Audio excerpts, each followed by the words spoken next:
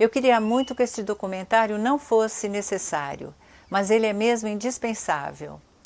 Acho que todas as pessoas têm o direito de saber o que se esconde por trás desse hábito aparentemente inocente de comer carne. Pode parecer um ato banal, mas ele interfere diretamente na sua saúde, no nosso meio ambiente e no bem-estar dos animais. É isso que nós vamos mostrar nesse vídeo.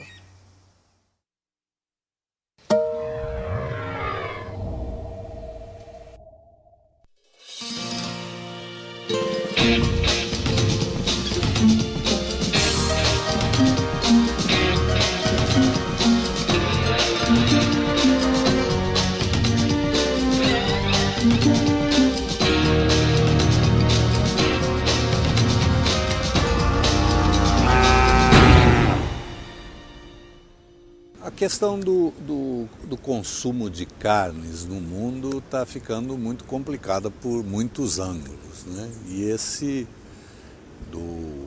das consequências sobre o meio ambiente é um deles. É uma atividade humana, agropecuária, que é considerada muito importante, em particular no estado de Santa Catarina.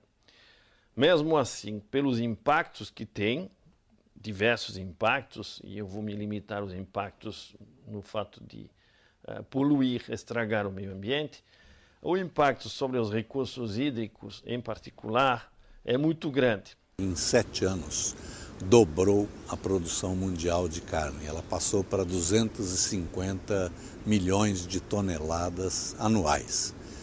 E isso produz um efeito muito complicado sobre o meio ambiente. Quer dizer, exige cada vez mais área, exige cada vez mais água. O consumo de carne hoje é o maior problema ambiental e social do planeta, ainda que a gente não leia dessa forma. Mas esse é o problema número 1 do planeta hoje. Se a gente quiser resolver o problema da camada de ozônio, o problema da fome no planeta, se a gente quiser resolver o problema da distribuição de renda, da concentração de renda, nós temos que trabalhar o consumo da carne, por mais absurdo que isso possa parecer. Em 50 anos, o rebanho bovino no mundo se multiplicou por 5, passou para 6 bilhões de cabeças. O rebanho de aves passou para 16 bilhões de animais. Santa Catarina, para se limitar à população deste estado, tem uma população humana em torno de 5 milhões de habitantes. Bom, a população suína do estado equivale a 45 milhões de habitantes. Nós vamos ter mais boi que gente no planeta. No Brasil nós estamos ali, quantidade de boi e de gente, né? Se a gente falar de porcos, galinhas, aí a coisa já passou faz muito tempo. Mas na pecuária, na Amazônia, hoje existem 35 milhões de cabeças de gado. Na Amazônia existem 22 milhões de habitantes, né?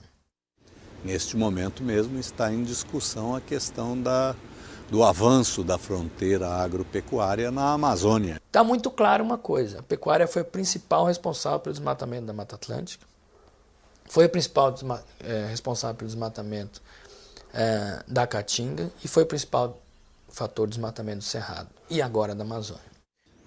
Ainda uma outra consequência é a de infiltração nos lençóis freáticos e nos aquíferos subterrâneos dos medicamentos e dos hormônios que têm sido usados nas criações. Isso está se tornando um problema muito grave. A população de suínos é o equivalente a 45 milhões de humanos, pelas dejeições que são 7, 8 vezes o que produz um humano por dia. Isso vai para onde?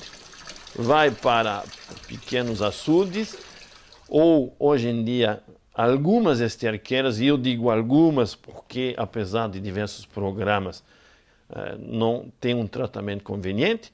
Então, vai para recursos hídricos, para diluição, para diversas disposições finais que não são convenientes. Chegam ao mar 100 milhões de toneladas de nutrientes por ano. E isso está provocando uma disseminação descontrolada de algas que no processo de decadência, de degenerescência e no que afundam, elas também têm graves efeitos sobre a biodiversidade. Em Santa Catarina, os rios estão poluídos a mais de 90%. Os últimos rios classe 1 no estado estão disputados por algumas empresas que, depois de instaladas, exigem uma espécie de monopólio da água por causa da qualidade e elas não deixam de poluir. Então a água doce do planeta está sendo comprometida pela pecuária, basicamente. Fora o que o boi, em termos do que ele tem de estrume, né, fora do que ele coloca de dejetos que podem ter bactérias e vírus na água do consumo humano, né? Sem falar e de outros animais, né? Hoje em dia, no mundo inteiro, você tem em torno de 10 mil pessoas que morrem por causa de doenças veiculadas pela água. E produzir 1 quilo de carne de carne de boi exige 15 mil litros de água, segundo o relatório da Unesco para o Fórum Mundial da Água no ano passado. Enquanto isso, para produzir 1 quilo de cereal, se produz com 1.000 e poucos litros de água. Este quadro foi elaborado pela FAO, que é a Organização das Nações Unidas para a Alimentação e Agricultura.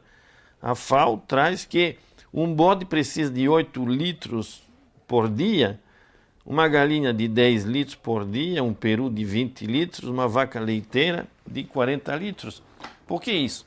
Porque considera o total da água necessária para completar o ciclo de criação desse produto. Você, quando exporta 1 quilo de frango, 1 quilo de carne suína, 1 quilo de milho, você está exportando a água que serviu para isso.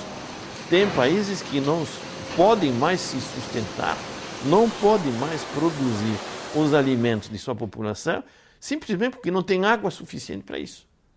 O desmatamento e as queimadas na Amazônia, que são em função desse avanço da fronteira agropecuária, já respondem pela emissão de 200 milhões de toneladas anuais de dióxido de carbono.